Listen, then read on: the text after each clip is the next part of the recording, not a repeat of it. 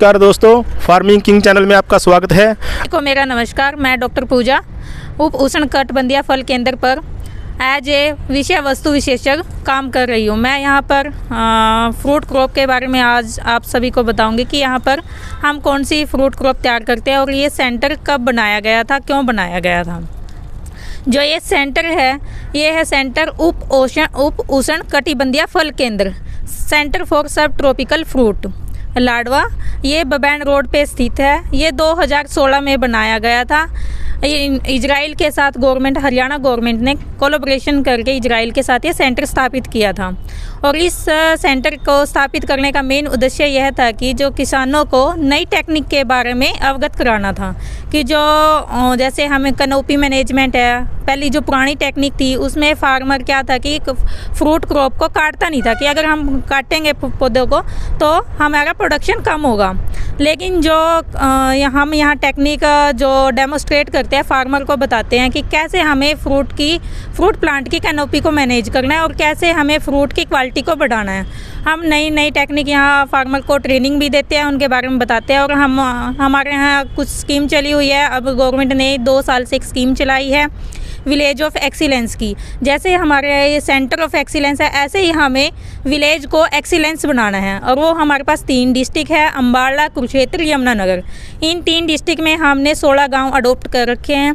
उन 16 गांव को हमने जैसे हमारे सेंटर पे नई टेक्निक हम डेमोस्ट्रेट करते हैं, हमने काम कर रहे हैं नई टेक्निक पे, ऐसे ही हम किसान के फील्ड तक उन टेक्निक को पहुंचाएंगे। जो ये 16 गांव हैं अम्बाला, यमुनानगर, कुरुक्षेत्र डिस्ट्रिक्ट में।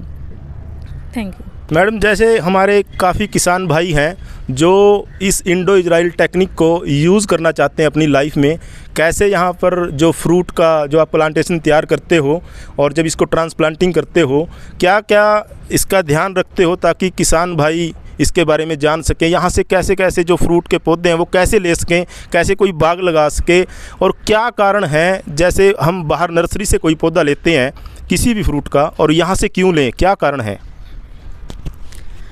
पहले तो जो हमारे यहाँ पर पौधे जो सेल होते हैं, हमारे यहाँ नर्सरी है फ्रूट प्लांट की। हम यहाँ पर 12-13 जो फ्रूट प्लांट हैं उनकी पौध तैयार करते हैं, नर्सरी तैयार करते हैं।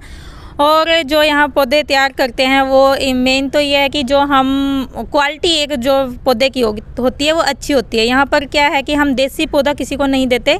हम यहाँ पर सारे पौधे ग्राफ्टेड होते हैं, कलमी होते हैं, और जो कटिंग से तैयार होते हैं वही किसान को देते हैं। हम कभी भी यहाँ से हम गलत प्लांट नहीं देते फार्मर को।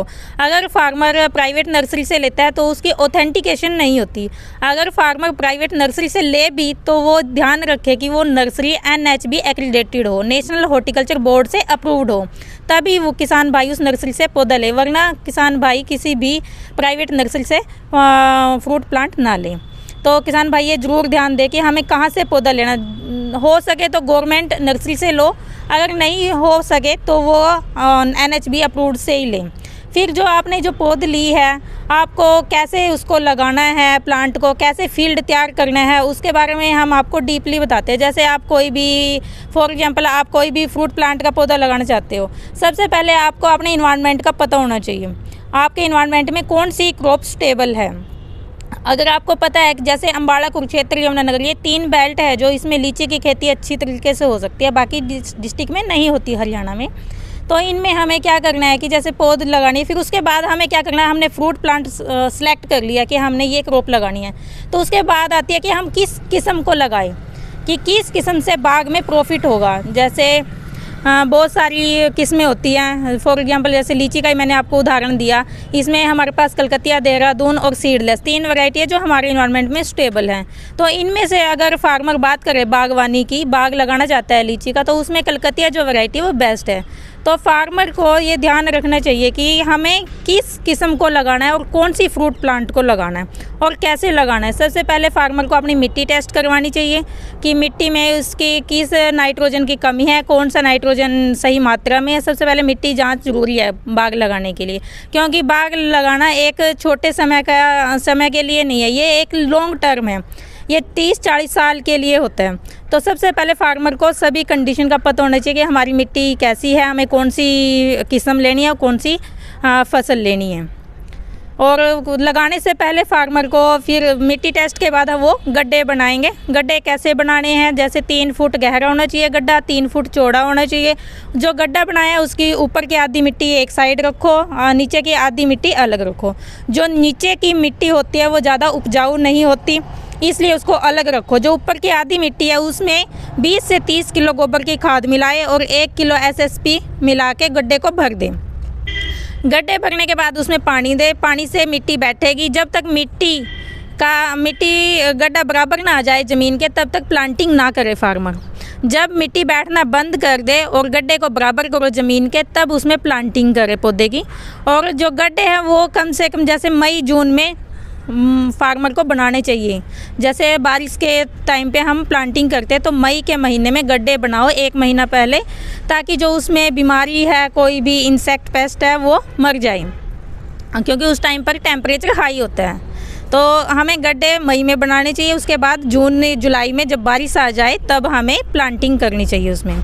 तो किसान भाइयों, जैसे कि आपको कोई भी पौधा लेते हैं और एक भारत सरकार के जो सेंटर स्थापित किए गए हैं उनसे लेते हैं, जो अप्रूव हैं, उनका ये फ़ायदा है, इन पे फ्रूटिंग आएगी और समय से ग्रोथ करेंगे और बहुत लॉन्ग टर्म में हम जो बाग लगाते हैं वो अच्छे से चलेगा। और जो हम जैसे किसी नर्सरी से हम कोई पौधा लेते हैं उसमें कोई अप्रूवल नहीं है। अगर कोई अप्रूवल है गवर्नमेंट की तो अच्छा है, क्योंकि जब हम कोई पौधा लगाते हैं उसको कम से कम साल या 2 साल डेवलप होने में लगते हैं।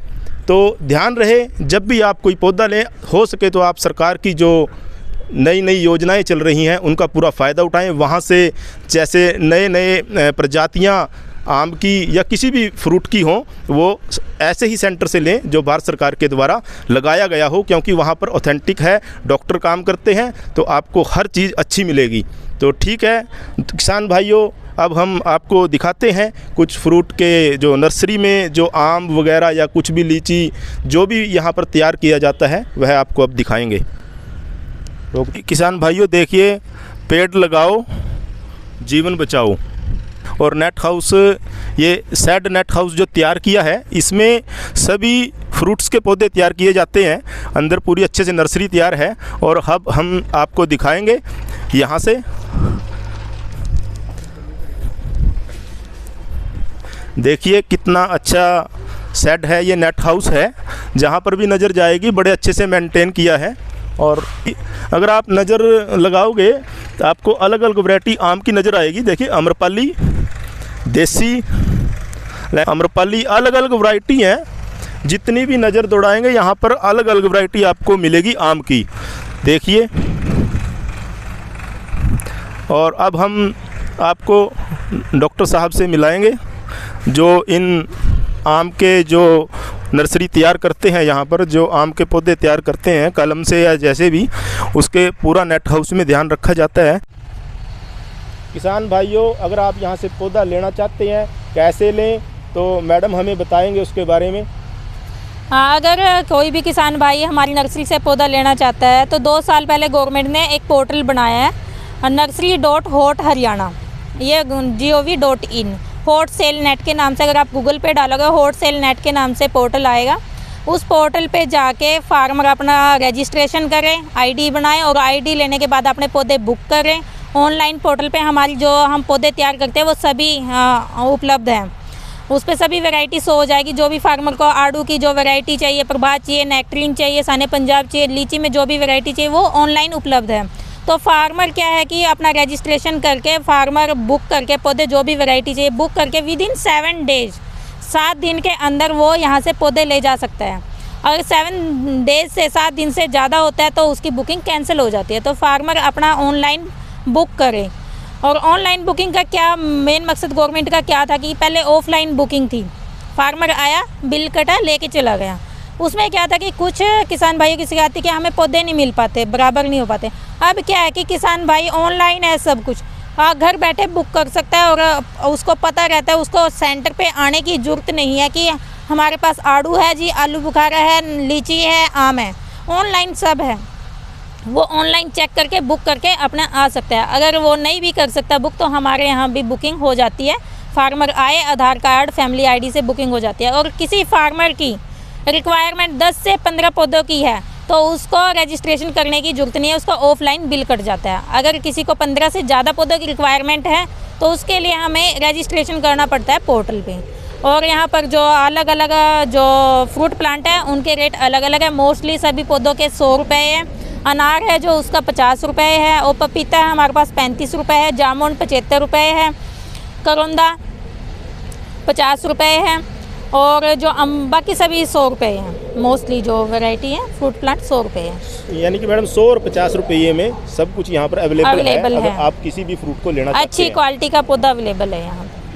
धन्यवाद मैडम। तो जैसे कि आपको डॉक्टर पूजा ने बताया, आप जो भी यहाँ से पौधा लेना चाहते हैं वो ले सकते हैं। चाहे आम की वैरायटी लें, चाहे आड़ू की लें, चाहे लीची की लें, आपको हर वैरायटी मिलेगी अगर आप बुकिंग करेंगे ऑनलाइन। उसका ये फ़ायदा है, अगर अवेलेबल है तो आपको वो आसानी से बुक हो जाएगा, और आप जब आपकी तारीख होगी आप उस तारीख से ले भी सकते हैं। तो देखिए कितना अच्छे से यहाँ मेंटेन किया है नेट हाउस में, हर वैरायटी का अच्छे से ध्यान रखते हैं। इंडो इजराइल का सहयोग से दोनों से ये चलता है। यहाँ पर समय समय पर जो वैज्ञानिक आते हैं उनकी टेक्निक से इसको तैयार किया जाता है। जहाँ पर भी नज़र जाएगी बड़े अच्छे से नर्सरी तैयार है। यहाँ से लेने का ये फ़ायदा है, आपको जो भी यहाँ से आप प्लांट लेंगे, जो भी पौधा यहाँ से आप लेंगे इस नर्सरी से, उस पर फल आएगा, कितने समय के बाद आएगा वो भी बताया जाता है, और फल भी ज़रूर आएगा। जैसे हम कहीं से भी कोई पौधा लेकर गुठली वगैरह लगाते हैं या वैसे किसी नर्सरी से लेते हैं,